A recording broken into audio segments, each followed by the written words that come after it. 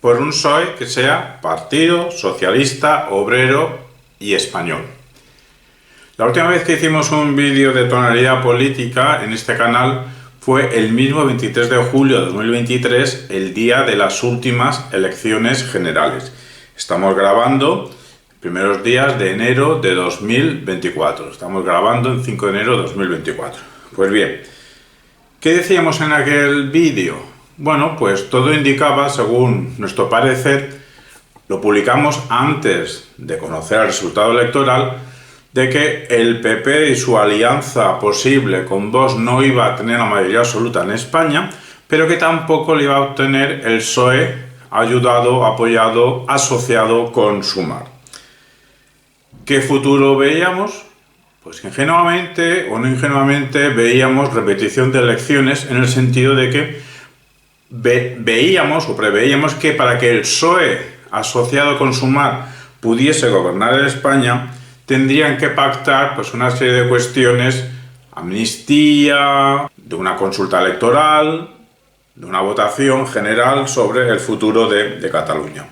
Como eso lo veíamos irrazonable, incluso irracionalista desde el punto de vista del bien común de España, pues preveíamos o pensábamos que lo razonable ante ese chantaje pues sería decir no, y decir no a eso implicaba repetición de elecciones, justificando el por qué no se decía que sí a esas peticiones. Pues bien, estamos en enero de 2024, hay gobierno en España asociado con Sumar, con el Partido Socialista Obrero Español, ese es su nombre al menos, y con independencia al contenido de este vídeo, pues no sé si el curso de la historia existe o deja de existir, pero tampoco es tan difícil prever. En el vídeo del 23 de julio, hombre, algo acertamos. No del todo, pero al menos al 50% sí. Pues yo creo que se puede decir que, no sabemos cuándo, obviamente, el ciclo de Pedro Sánchez, pues como los ciclos anteriores de González y de Zapatero, llegará a su fin. ¿Cuándo? No lo sabemos. Una cuestión es si ya está en caída, o si está en caída libre o no lo está. Eso es otra cuestión. Pero que caerá, se cambiará de liderazgo con el PSOE, eso es una cuestión meramente biográfica, cronológica e histórica. Pero ¿cuándo caerá? No lo sabemos. ¿Qué pasará tras su caída? Tampoco lo sabemos. ¿Qué cabeza o qué cabezas gobernará España? Pues no lo sabemos. Espero que no tenga que ver con cierta concepción de la libertad asociada a meramente tomar cervezas en cualquier situación, especialmente cuando hay COVID. Pero lo que es seguro es que más tarde o más temprano, en el caso de que sea verdad eso que dicen algunos como Quintana Paz, Armesilla, posiblemente tengan razón de que el PSOE es el estado mental político de España, pues en el caso de que esto sea verdad, posiblemente el PSOE resurgirá de sus cenizas en el caso de que en un futuro inmediato o a corto plazo caiga, pues como ya pasaba antaño, pues resurgirá de sus cenizas. ¿Cuándo? No lo sabemos. Vete tú a saber cuándo ocurrirá todo esto. El problema es qué pasará hasta entonces con el PSOE actual, quiénes serán los sustitutos. Ese es el problema. Entonces el diagnóstico actual en enero de 2024, ¿cuál es? Sombrío. ¿Por qué? Porque Pedro Sánchez y los que le siguen, porque el problema muchas veces de los líderes es quiénes le siguen y por qué le siguen, porque una cosa son las bases del PSOE, que son variadas. Nadie puede hablar por las bases del PSOE, más que ellas mismas, en toda su cuantificación numérica, pero para eso tendría que haber otros mecanismos de consulta realmente con preguntas claras y preguntas pertinentes, porque sí que se hizo de la dirección del PSOE una pregunta a los militantes del PSOE, pero ni fue una pregunta clara, ni fue realmente la pregunta pertinente que había que hacer en el momento antes del pacto con la antigua Convergencia, ahora llamada de otra manera, y con Esquerra Republicana de Cataluña. Pues bien, el caso es que Pedro Sánchez y los que le siguen, pues ellos, para no perder, los que le siguen, y no estoy en sus cabezas, lo que sí estoy en lo que decían hasta antes de ayer, hasta este diciembre, hasta este noviembre, hasta este septiembre, lo que decía no solo Pedro Sánchez, sino todo el mundo. No nos vamos a meter con lo del cambio de opinión, sinceramente, claro que un presidente de gobierno es que tiene que cambiar de opinión, pero eso es un tema aparte cuando realmente haya que cambiar, y para eso, tras el cambio de opinión, se hace de una forma razonada, justificada, etcétera, ¿no? El problema son los sillones, el problema son los que cambian para mantener sus posiciones. Entonces, si estamos en manos de ese tipo de personas, pues ¿hasta dónde vamos a llegar? Pues el problema del diagnóstico es que estamos ya sobrepasando los límites que para algunos nos parecía admisibles. Al menos éticamente, límites éticos, también límites políticos, límites de civismo, límites de cómo queremos una convivencia en bien del interés general, a favor del bien común, al menos así como lo entendemos algunos, cómo debería ser la convivencia y las políticas. Ese sería el objetivo final de toda política, el bien común. Hombre, uno no es ingenuo, uno entiende que en política hay pactos, uno entiende que en política hay concesiones, uno entiende que en política pues hay que ceder. Incluso cuando se tiene mayoría absoluta, lo elegante sería ceder en según qué cosas, según qué circunstancias, si hay justificación, si hay razonabilidad. Pues mucho más hay que ceder cuando no se tiene dicha mayoría absoluta. Eso lo conocemos, lo sabemos, hay que ceder, hay que pactar, hay que bajarse de la burra a veces, pero dentro de unos márgenes, dentro de unos límites, como estamos diciendo, éticos y políticos de convivencia con el bien común como objetivo principal. Si no os gusta o no les gusta a una persona el bien común, que propongan otro macro criterio para dirigir la convivencia, y lo pensaremos y lo discutiremos. Pues bien, el límite que ha sobrepasado este gobierno del PSOE con Sumar, llamado de izquierdas, ya veremos si tiene solo el nombre, lo de izquierdas, el límite que ha sobrepasado es que supuestamente ser de izquierda y derecha es la definición muy fácil. ¿Te gusta aquella gente que de manera injustificada tenga privilegios? Eres de derechas. ¿Estás en contra de que haya privilegios? A menos privilegios de forma injustificada. Puede haber algún privilegio de que ciertas personas a lo mejor tienen que tener la plaza de estacionamiento, etcétera, etcétera, ¿no? Hablamos de privilegios irrazonables, irracionalistas, injustificados. Si estás a favor de ellos, en algunas personas eres de derechas, y si estás en contra, eres de izquierdas. Pues ese es el problema, que un gobierno llamado de izquierdas, que debería ser antiprivilegios, pues está haciendo unas medidas a favor de superprivilegios de unos poquitos dirigentes, y en favor de una comunidad o algunas comunidades en detrimento de otras. Pero esto no es lo peor, que ya es dañino para el bien común. Lo peor es que hemos leído negro sobre blanco el acuerdo, porque se dice, aquí ha habido transparencia, aquí tenéis el pacto. Pues sí, en el pacto hemos leído terminología ideológica en base a una falsedad histórica, en base a una manipulación, una terminología ideológica. ¿A qué nos referimos? Al reconocimiento de que hay un conflicto Cataluña-España. Cataluña-España, solo decirlo así ya implica la aceptación que son dos entidades políticas homogéneas y equivalentes, o que así debería ser. He ahí las banderitas que cada uno se pone la suya, luego quitan la del otro, pero bueno. Cataluña-España, eso es como si fuesen dos potencias políticas del mismo nivel, cuando no lo son. Pero es que también el problema está en la palabra conflicto. ¿Qué conflicto? Evidentemente que hay peculiaridades históricas que ahora no vamos a relatar por extensión. Evidentemente, en cada una de las provincias de España hay cierta peculiaridad histórica. Es que no todos somos iguales. Claro que hay unas peculiaridades históricas en ese territorio que llamamos Cataluña, el País Vasco, en Galicia, y también en Santander, y también en cualquier poblado de Lugo, y también en cualquier zona de Ibiza.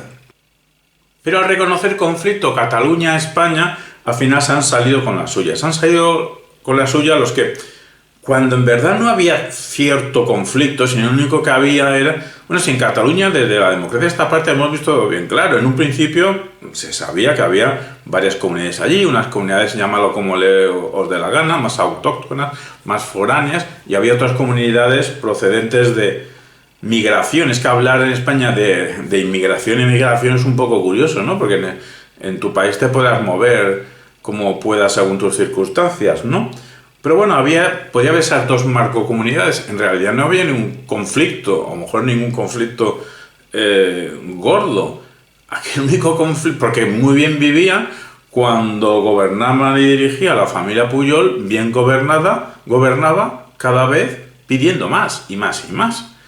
El problema ha habido cuando se intentó, que no se ha conseguido ni porque muchas cosas y porque no hay voluntad política, cuando se intentó arrinconar a la familia Pujol, es cuando reaccionaron. Coincidió cuando la crisis de 2008, consiguieron convencer, estos que en un momento solo eran catalanistas, convencer de que con la crisis vamos a pagar a los vagos andaluces, a los vagos del sur de España, les vamos a pagar. Si estuviésemos fuera del resto de España, en Cataluña, pues esta crisis 2008, 2009, 2010 estaríamos mejor, cuando en realidad es que estaban bien hasta que judicialmente se fue por ellos. Cuando se fue por ellos, ya ahí quisieron romper la baraja, ¿no? Y entonces ya conflicto Cataluña-España.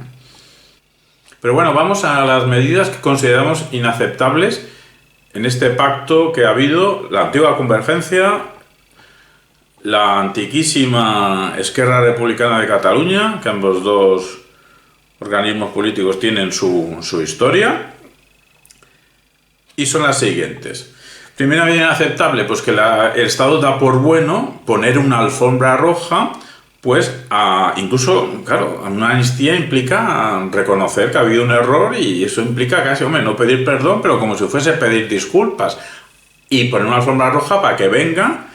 ¿Quiénes? Pues quienes rompieron la baraja de la convivencia política, rompiendo el bien común de España.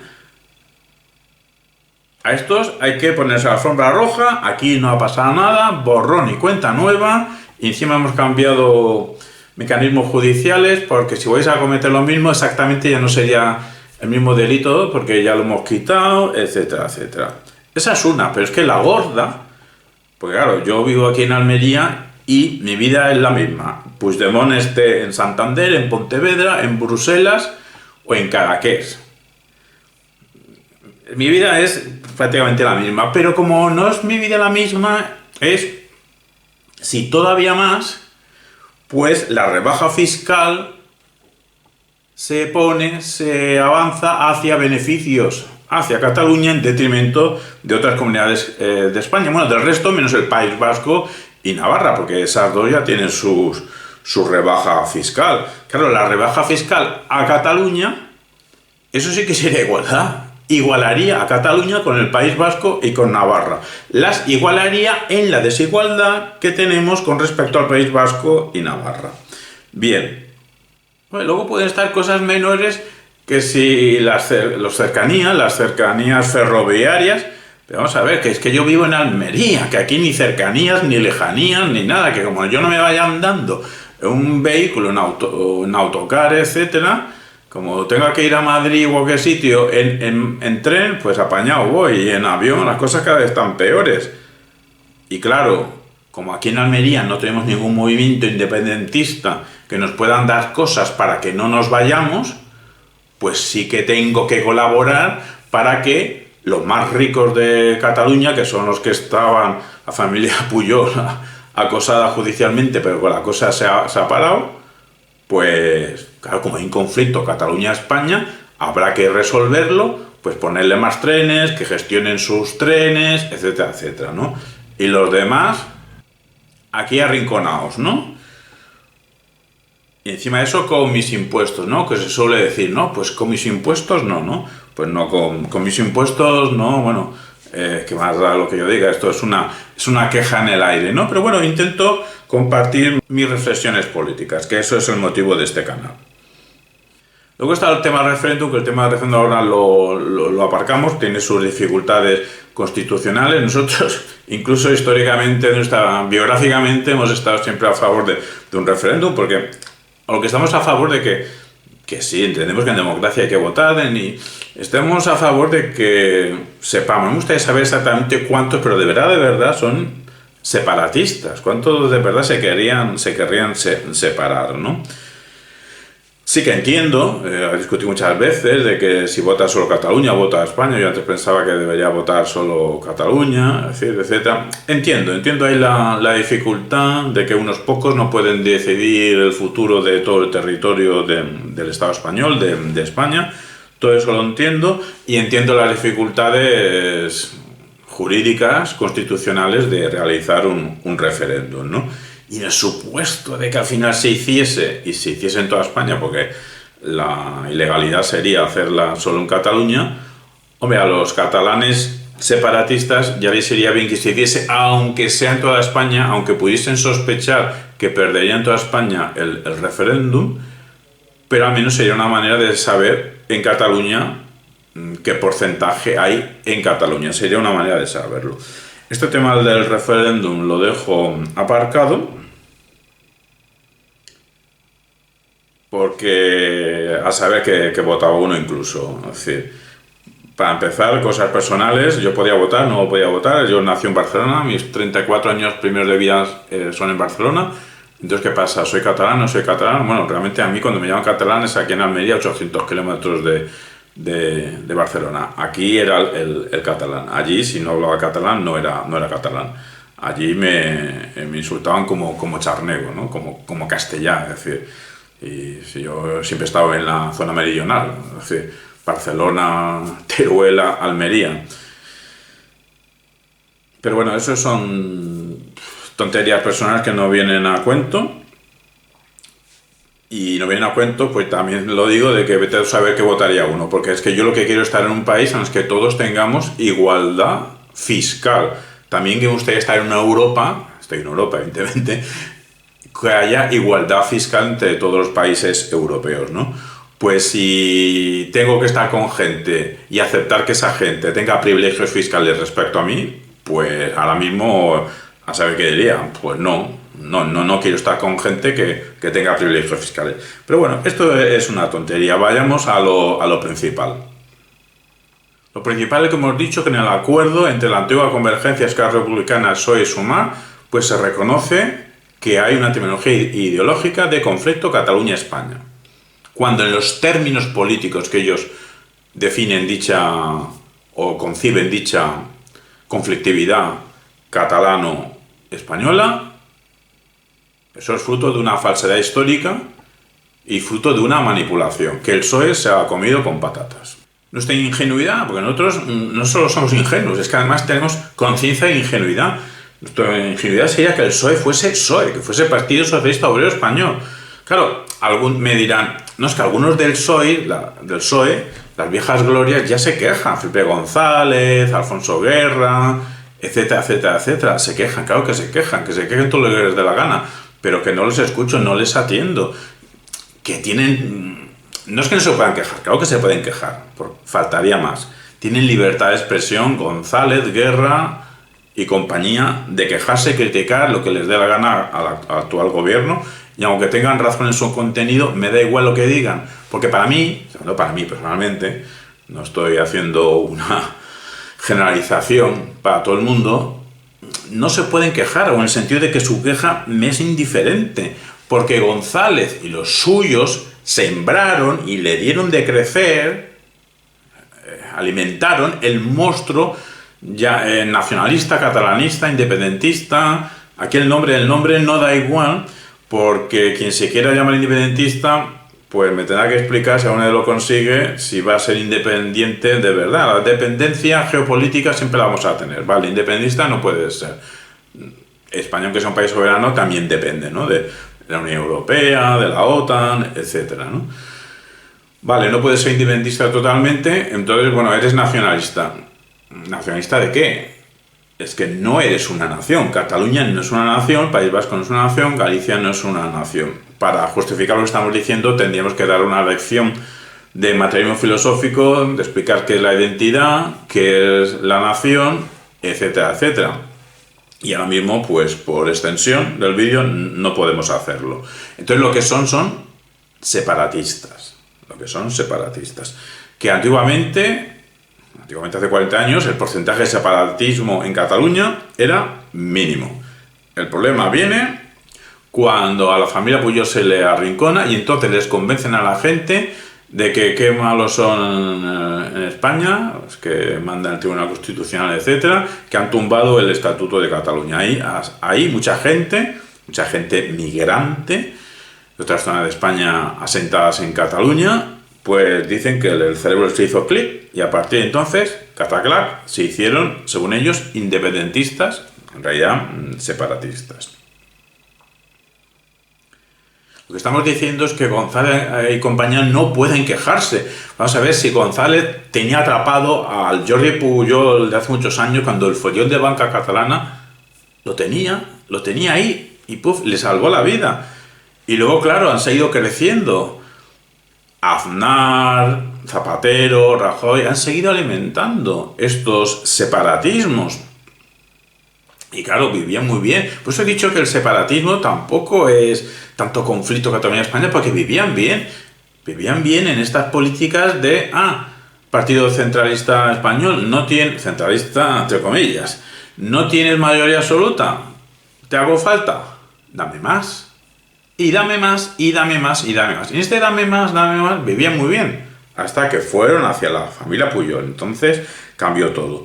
Por eso digo que Felipe González, también Aznar, pero ahora no es el contexto, Aznar y Rajoy, pero Felipe González no se puede quejar aquí, aunque el contenido que puede decir alguna escasa vez tenga razón, porque Felipe González y compañía hizo crecer el monstruo independentista, mal llamado nacionalista, en realidad separatista. Porque claro, nos vendieron, y es que es verdad que hay que venderlo, que está muy bien la pluralidad política. Pues claro que sí, faltaría más. Es que viva la pluralidad política, lo decimos sin ironía, viva la pluralidad política. La diferencia, viva la diferencia, pero sin ironía, viva la diferencia, viva las diferencias. Los de Teruel tampoco todos somos iguales entre los de Teruel, lo digo, me autopongo entre los de Teruel porque el 50% de mis genes son turolenses. Los de Teruel somos diferentes respecto a los de Zaragoza, pero es que dentro de Teruel, depende de la comarca, pues también somos diferentes los del Valle de Olva que los de Albarracín. Viva la diferencia, todos somos diferentes. Sí, a mí me gustaba cuando era pequeño, había pocas canales de televisión, solo había 2, pues había programas de folclore regional y veías todas las diferencias que había de riqueza cultural en España. ¡Viva la diferencia! El problema, y esto viene de la mentalidad postmodernista que se instaló en Europa a partir de los 60 del 20 y en España a partir de los 80 del 20, y ya pues universitarios que eran jovencicos en los años 80 se han jubilado con Foucault en compañía, y venga posmodernismo, etcétera, etcétera, y venga relativismo, y venga identidad, y venga diferencia, todo esto, claro, en contra del bien común, pues claro, ¿qué concluyeron? Es que pensar, tampoco mucha gente sabe pensar bien, tampoco es tan difícil, el problema es las conclusiones que sacas. ¿Viva la diferencia? Claro que sí, cultivemos la diferencia, aprendamos las diferencias que no son nuestras. Cuando se equivocan lógicamente es cuando consideran que porque soy o somos, yo y los míos, mi tribu, porque somos diferentes, exigimos derechos políticos diferentes a otros, al resto. Ahí es donde viene la mirada de arriba abajo, ahí es donde viene el racismo. etcétera. Ese es el problema. En la diferencia no hay ningún problema. En la riqueza lingüística, variedad lingüística de la península celtibérica, ¿qué problema hay? Si es toda una riqueza y literaria, etcétera. El problema es, repito, la creencia de cómo somos diferentes, exigimos la diferencia. Y claro, por la ley OHM, que esa es otra, pues ha habido necesidad de muchos votos que tenía la antigua convergencia para el gobierno de turno, que no un mayoritario absoluto del PSOE o del PP, pues han hecho crecer estos monstruos. Bueno, entonces, ¿qué es esto de un PSOE-PSOE? Pues un PSOE-PSOE es un PSOE que sea partido, socialista, obrero y español. Vayamos por partes. Partido. El PSOE, ni el PSOE ni ningún partido, pero bueno, el PSOE, como estamos hablando del PSOE, no puede estar dirigido unidireccionalmente, de arriba a abajo, al margen de la participación y de la crítica interna. Porque claro, Pedro Sánchez lo aprendió muy bien la jugada. Después de que fuesen a por él la antigua vieja guardia del PSOE, Felipe González, apuntó, apretó el gatillo y a partir de ahí, pues, todos los líderes comunitarios pues fueron a por él y lo consiguieron y lo echaron. Ya sabemos luego la gesta digna de película, la vida política de Pedro Sánchez digna de película. No sabemos cuál va a ser el final ahora mismo, pero claro, volvió, pero una vez que volvió a la Secretaría General, ya, hombre, aprendió y dejó la cosa atada y bien atada. Pues no, eso de unidireccionalidad, sin crítica, sin intervención, sin participación de abajo a arriba, pues no. Eso de que no haya prácticamente formación, ¿qué formación hay en el PSOE? En los cuadros dirigentes, en las bases, ¿qué formación? ¿Quién va a formar en el PSOE? Es decir, no hay formación, o al menos no hay formación como podría ser. Lo que tampoco hay, claro, tenían su fundación de ideas que salió rana por problemas de corrupción, cerraron el chiringuito y nos hemos quedado sin ideas. No, las ideas también vienen, las ideas vienen de la indefinición política, del posmodernismo, del economicismo, de ahí vienen las ideas, pero lo que no hay es un círculo, una institución, un organismo intelectual que trabaje, que investigue con ideas, desde un análisis dialógico que tenga en cuenta distintas perspectivas rigurosas sobre los problemas que nos rodean. Eso no hay en el PSOE. Claro, pues así vamos. Otra cosa del PSOE y de los partidos, pero estamos hablando del PSOE. Pensar. Yo no digo que tenga que ser pensar a la fuerza, pero necesariamente tiene que ser la misma persona. Quien sea secretario general del Partido Socialista Obrero Español en un momento dado, tiene que ser la misma persona que, en el caso de que se toque poder, sea el presidente de gobierno o el líder de la oposición. Normalmente es la misma persona y facilita muchas cosas para ir todos en la misma línea. Claro, eso lo entiendo. Pero hay un problema. El problema es que esta persona política, lo que pasa es que siempre es la misma, que el gestor del partido es el mismo que el gestor de la nación o candidato a gestor de la nación. Pero el gestor de la nación, obviamente el presidente de gobierno, el presidente de todos los españoles, pero me refiero, es que es de un partido político, en este caso estamos hablando del PSOE, pues tiene que estar al servicio de los intereses que del PSOE en este caso concreto, porque el PSOE se presenta a unas elecciones con un programa político, se presenta para hacer una serie de cosas. Entonces, para esa serie de cosas que ya sabemos que hay que ceder, que hay que pactar, etcétera, pues el presidente de gobierno, en este caso del Partido Socialista Obrero Español, o cuando es líder de la oposición, tiene que hacer sus acciones políticas en función de los intereses, de esa racionalidad y razonabilidad que debería tener el PSOE. Pero no al revés. El PSOE como partido político no debe estar al servicio de la persona que o bien lidere el país o bien lidere la oposición. Eso no tiene que darse. Socialista. Pues González pues ya hizo abandonar el PSOE del marxismo, decía o deja de ser marxista el PSOE o yo no vuelvo. Bueno, pues consiguió de que el PSOE dejase de ser marxista, bueno, en realidad marxiano, cuando en realidad el PSOE estuvo más tiempo dentro de la tradición marxiana que fuera, ¿no? Bueno, Zapatero, sí, el primer Zapatero, arriba más derechos sociales, pero se abrazó también mucho culto al sol. Su primera legislatura, éramos la segunda potencia mundial detrás China en todo lo que tenga que ver con energía solar, y vino la segunda legislatura, ni sol, y lo que sí hubo es tercera vía a tope. Tercera vía a tope quiere decir que ni socialismo democrático ni nada, socialliberalismo economicista. El caso es que incluso lo último que hizo Zapatero fue indultar a un banquero. ¡Viva los indultos! Y Sánchez, que ha gestionado, dadas las circunstancias, muy bien el COVID, o sea, es decir, dadas las circunstancias que tenía, muy bien gestionado, y sí que se ha avanzado en derechos, sí que ha habido avances económicos, pero ¿a dónde estamos ahora mismo en enero de 2024? Es que ahora estamos hablando en enero de 2024. Pues hemos caído en aumentar los privilegios, sí, de algunas comunidades autónomas, pero sobre todo, comunidades autónomas que ya son ricas, pero sobre todo, pues la de ciertas familias hiper mega ricas, y que vete tú sabes lo que han hecho. No podemos saber exactamente porque como no se les puede juzgar, a la familia Puyol no se le puede juzgar. Bueno, pues se aumentan los privilegios de algunos de los más ricos de España y a favor de ciertas comunidades de las más ricas de España en detrimento de las demás.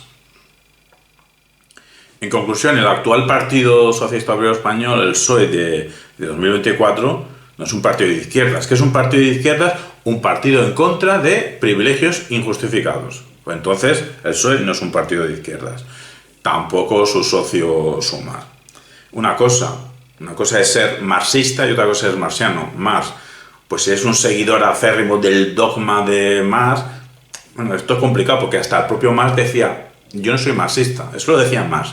Bueno, pues una cosa es ser dogmático de ciertas prácticas comunistas, que vete tú a saber, otro tema es su aplicación en su momento dado en Rusia y satélite, lo que pasó, y otra cosa es todo el pensamiento de Marx y en torno a Marx. Una cosa es ser marxista, cierto dogma, y otra cosa es la tradición de cierto pensamiento en torno a Marx. Ser marxiano, suena mal, esto parece ser marciano, no, marxiano. Bueno, pues una cosa es ser marxista y otra cosa es ser marxiano, pues ya hemos dicho que el PSOE fue marxiano, sí, pero es que también el Marx que entró más en España. Santiago Mesía tiene un libro que lo que nos dice es que ni en Marx entró a tope en España, porque lo que entró en España en el siglo XIX fue Krause. Pues una especie de armonía idealista, de viva la vida, viva la naturaleza, viva la paz, viva la armonía, y en realidad ese fue el germen de la socialdemocracia en España. Entonces, Marx en España tampoco es que entró a tope. Pero bueno, entró algo y el PSOE era en la tradición de Marx, o sea, marxiana. Bueno, pues a lo mejor hay que recuperar esa tradición. No decimos de entrar en el dogma comunista soviético, que no se malentienda lo que estamos diciendo, con que a lo mejor hay que recuperar esa tradición marxiana. Obrero. Es que algunos queremos un PSOE que desindustrialice España. Esto no es un juego de palabras, es que a Felipe González Europa le dijo, bueno, los que mandaban Europa la hacían, vete tú a saber. Yo no estaba allí, era pequeño, pero no estaba en ese tejemaneje. Yo voté en contra de la OTAN. A partir de entonces, a Felipe González no lo voté nunca. Es decir, pues lo dicho, yo no estaba en los tejemanejes y a Felipe González le dijeron, ¿quieres entrar en Europa? Bueno, España quiere que entre en Europa. Hombre, claro, quiero que entre en Europa. Pues muy sencillo. Tienes que cargarte la industria de España. ¿Pero cómo es eso? De que vamos a vivir tranquilos. Que España se va a convertir en el gran bar de Europa. España se va a convertir, si Mallorca va a ser un estado más alemán, en el sentido de que los alemanes vamos a veranear en Mallorca. Cantidad de dinero que vamos a meter en España por el tema turismo. Vosotros, españoles, turismo, un macrobar, etcétera. Y la industria ya nos lo dejas a nosotros, a Centro Europa, a Francia, a Alemania, el norte de Italia, etcétera. Bueno, pues vale, y Felipe González lo cumplió, desindustrializó España, y vaya que lo hizo. Por eso le hicieron la super huelga general que le hicieron. Y también empezó la privatización de lo público, que continuó Aznar, que continuó Zapatero, que vendió a Endesa, etc. Bueno, pues nosotros queremos un país que se bien industrialice. de forma inteligente, ecológica y pensando en la responsabilidad de dejar el planeta mejor de lo que nos encontramos. Queremos no ya más derechos laborales, claro que queremos más derechos laborales y queremos calidad de vida. Si es que un servidor lleva ya trabajando pues más de 2 décadas y año tras año, mes tras mes, día tras día de trabajo, voy perdiendo capacidad económica, voy perdiendo el nivel de vida. Es decir, bueno, pues dirá, pues cámbiate de trabajo, ¿no? Bueno, pues sí, eso es cosa personal, pero no creo que sea el único que en España lleve más de 2 décadas perdiendo nivel adquisitivo, pero también perdiendo derechos laborales. A no sé si fue en 2011 o 2012, pero es que ya no tenemos los derechos que teníamos de indemnización por despido, los 40 días, creo que es 2011, me puedo equivocar la fecha, ¿qué más da la fecha? Teníamos 40 días por indemnización.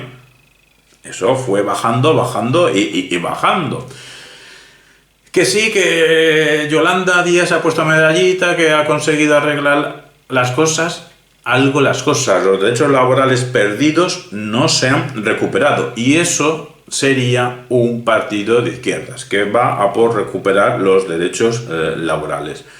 Hablando del mundo obrero en general, ¿qué pensamos? Tenemos la amenaza, bueno, dirán, no, ¿qué amenaza? Es una oportunidad la inteligencia artificial. Primero, que ni es inteligencia ni es artificial, pero bueno, a eso que nos estamos refiriendo algunos con el sintagma erróneo de inteligencia artificial, pues pedimos al menos que habrá que pensar lo tecnológico en general como medio para aumentar la calidad, pero no puede convertirse en un fin lo tecnológico.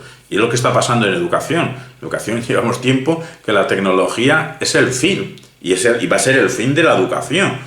Pero en educación la tecnología debería ser un medio. Pero bueno, y enlazando con lo siguiente, con el último objetivo que nos queda de español, pues aprovechamos lo que hemos dicho alguna vez. Si es que somos cortos de mira en España, si es que tenemos algo inmenso, algo importante en el resto del mundo. A saber que la hispanofonía son varios cientos de millones de personas en todo el planeta. Una industria muy potente en España podría ser y debería ser la lengua española. Todo lo que tenga que ver la lengua española. Se puede inventar infinidad, no, pero una finitud grande de posibilidades económicas, empresariales, evidentemente, claro, culturales, ¿no? Si cultura es todo, ¿no? O sea, todo lo que no sea información genética es cultural, ¿no? Pero teniendo como eje la lengua española, podríamos convertir España en una potencia económica si lo supiéramos hacer. No tengo tiempo para extenderme. Y español, un soy español. Lo de orgullo es una característica psicológica de cada cual, que tenga orgullo o no tenga, según su psique, su intencionalidad, etc. Pero bueno, si no soy orgulloso de la lengua española, al menos un soy protector y defensor de la lengua española. Porque es que es gracioso, aunque no hace ninguna gracia, que uno de los lugares donde la lengua española, el español, está perseguido, ninguneado, marginado, es en España. Es decir, y eso debería tener solución ya. ¿Cómo? Bueno, pues para empezar con una educación igualitaria. Igualitaria en muchas cosas, pero igualitaria en lengua española. Lengua española, que no lengua castellana.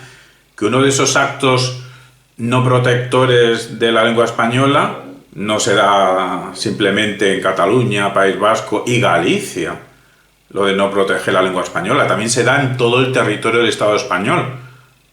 Porque se les dice a los niños, a los jóvenes, a las niñas y jóvenes de cualquier género, que su lengua o la lengua oficial del Estado español es la lengua castellana. Todo esto viene de una equivocación entre adjetivo y sustantivo de la palabra español cuando la Constitución, y un gol que le metieron los en germen separatistas, en aquel momento catalanistas, vasquistas, galleguistas, en el sentido de decir, hombre, no podemos llamar al español lengua española, porque claro, es que las demás también son españolas, el catalán, el vasco y el gallego también son lenguas españolas, entonces claro, para diferenciar, llamemos al español lengua castellana. Si todo esto era simplemente para no nombrar la ñ, para no decir la palabra España, para no decir español, vamos a ver, filológicamente está claro, el castellano actualmente es la variedad del español hablado en Castilla. Y si nos vamos siglos atrás, es el idioma justo anterior del español, hablado allá por los siglos XIII, XIV, con el siglo XV. Cuando empieza el XVI ya empieza otra cosa, que es el español. Esto no es un invento nuestro. Véase las investigaciones de Lola Pons y nos marca que en torno a 1500 es cuando empieza ya otro idioma, por los préstamos, por las evoluciones del idioma. Lo anterior, castellano, siglo XIV, siglo XIII, siglo XV y de 1500 en adelante, español. Pues bien, educación igualitaria en lengua española, que no castellana, en historia de España, en pensamiento filosófico en español, y ya puestos a pedir, a reclamar, a criticar, pues valorar la ciencia que se ha hecho desde España, pero también valorar y promover que haya investigación científica, sí, que se publique en inglés, en chino y en todo lo que se quiera, que geopolíticamente esté potente en ese momento. Ahora es el inglés, pero ya mismo, dentro de unos segundos, va a ser el chino. Pero eso debe ser compatible con también difundir nuestros avances científicos en lengua española. Hay que hacer un esfuerzo muy fuerte por promover la lengua española como una lengua científica. Bueno, pero para todo esto hay que destrozar esa ideología que está en muchos cerebros.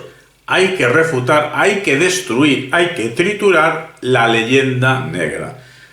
Pocos son los esfuerzos que no hagamos en torno a esa misión. Destrozar, destruir, triturar la leyenda negra. La leyenda negra y todas las ramificaciones de falsificaciones de la historia, de productos y mecanismos posverdaderos que van en torno a la leyenda negra.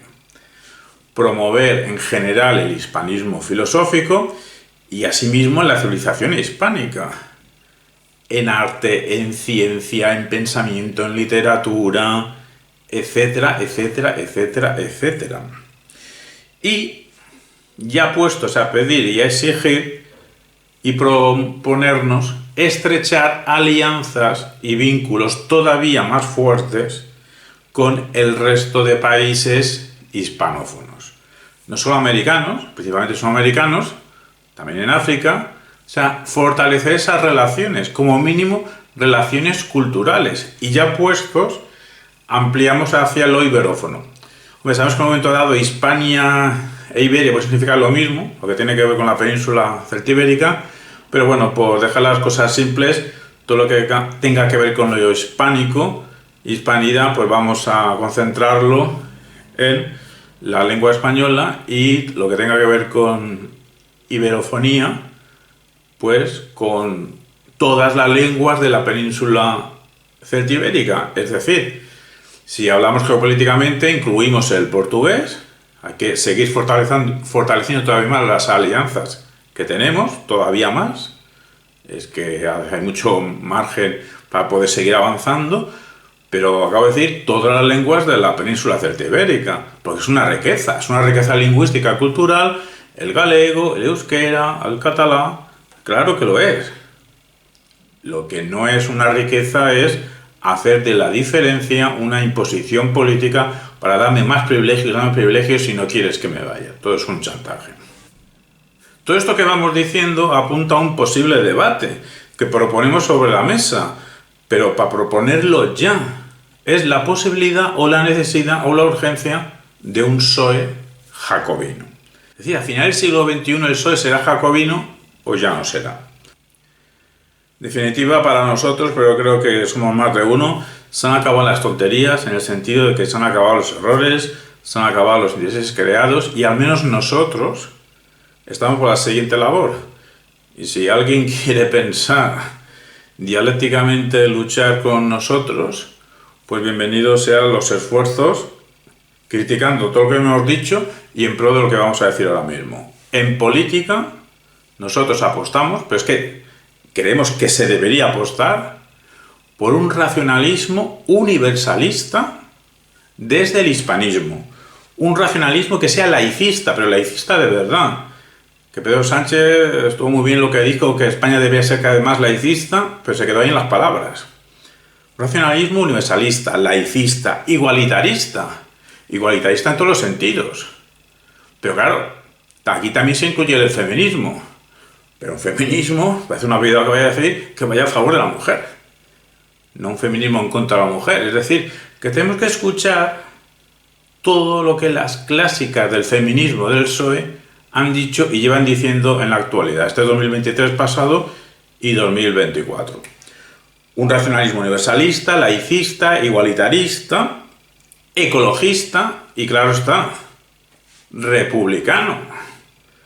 O es que nos olvidamos cómo son, dónde vienen las raíces del PSOE. Soy republicano. Claro, aquí habrá que discutir. ¿Qué república? ¿Una república parlamentarista? ¿Una república presidencialista? ¿Una república federalista? Si es federalista, ¿qué es simétrica o asimétrica? Bueno, ya se discutirá, no se va a discutir. La propuesta es una república centralizada. Todo esto anterior ha sido a favor y en contra. Pues en contra básicamente de los privilegios. Privilegios de todo tipo, pero especialmente los privilegios fiscales. Los privilegios fiscales que ya tienen comunidades autónomas como Navarra y País Vasco, y la tercera ya va a ser Cataluña. Mira qué bien. Las entidades más que privilegiadas. Entonces estamos en contra de varias derivas. Tanto por un lado la deriva ultraeconomicista. La deriva ultraeconomicista ¿de quiénes? De los amigos de los privilegios de las 100 familias más potentes económicamente de España. Bueno, si quiero estirar mucho, pues de las 1000 familias más ricas de España. O ya, puesto que nos venimos arriba, de las 10.000 familias más ricas de España. Es que hay ciertas políticas que hay gente que se cree que afecta a todos y solo afecta a 100, a 1000 o a 10.000 familias de toda España. ¿Acaso tú estás dentro de esas 10.000 familias? Pues entonces. Pero claro, también estamos en contra de la deriva antiindustrializadora, de la deriva economicista liberal, de la deriva que desde un federalismo asimétrico, porque unas federaciones y unas comunidades tienen más beneficios fiscales que otros. Desde un federalismo asimétrico, que son las comunidades autónomas, pues ya hacia una deriva, hacia lo que en principio era aceptar las diferencias, lo que luego fue, como eres diferente, pero realmente diferentes, con los demás parece que somos diferentes pero de otra categoría. Hay varias clases diferentes. Unos diferentes que merecen recompensa económica para que se queden. Y luego el resto estamos los demás, ¿no? Bueno, pues esa deriva, que es la deriva del juego de dame más, si no quieres que me vaya, esas serían las dos derivas que ocupan, no sé si el 80% del panorama político español, los 70%, pero claro, también estamos en contra de estos esencialismos españolistas, catolicistas, no ya católicos, que cada cual, mientras no haga delitos, que tenga la religión que le dé la gana. No ya católicos, sino catolicistas. Estamos en contra de dichos españolismos esencialistas, catolicistas, pero también estamos en contra de estas indefiniciones de la izquierda que solo ven, por ejemplo, genocidio en lo que pasó en América. De eso también estamos en contra. Es decir, poniendo nombre a los partidos políticos, ni Vox, porque tiene un españolismo esencialista, catolicista y racionalista, ni Partido Popular, porque sería muy largo, muy cansino aquí explicar por qué es un partido antisistema. El Partido Popular es un partido antisistema. ¿Centro? ¿Qué centro? El centro político no existe, es una ambigüedad. Y aunque se pueda describir, por poder se puede, y aunque durante cierto tiempo a corto plazo pueda durar algo parecido al centro político, sea eso lo que sea, que en realidad no es nada porque no existe el centro político, España es un país dialéctico. O sea, nunca han funcionado todas las aventuras centristas en España, desde la UCD, la Operación Garrigues, UPyD, el primer Ciudadanos, que luego derivó hacia la derecha. Era muy gracioso, bueno, había 3 partidos. Bueno, hubo un momento que en España había 3 partidos que decían ser socialdemócratas. El PSOE, Podemos y Ciudadanos.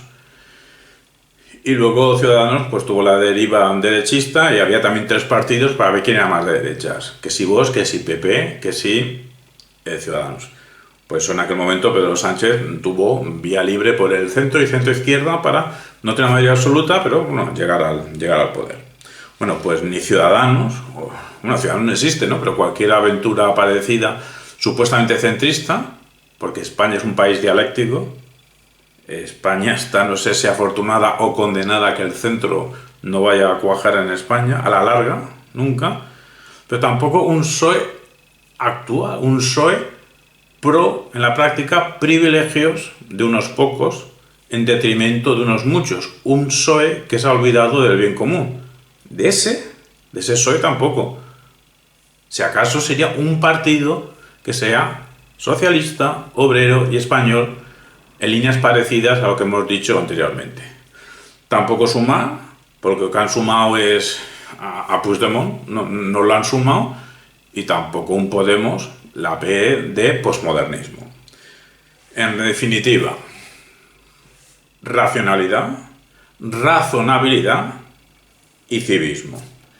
Quien quiera pensar con nosotros en esta línea, pues bienvenido a la ingenuidad, y si no conseguimos nada, que no vamos a conseguir nada, al menos desde este esfuerzo, somos ingenuos y conscientes de ello, pues que venga lo que tenga que venir.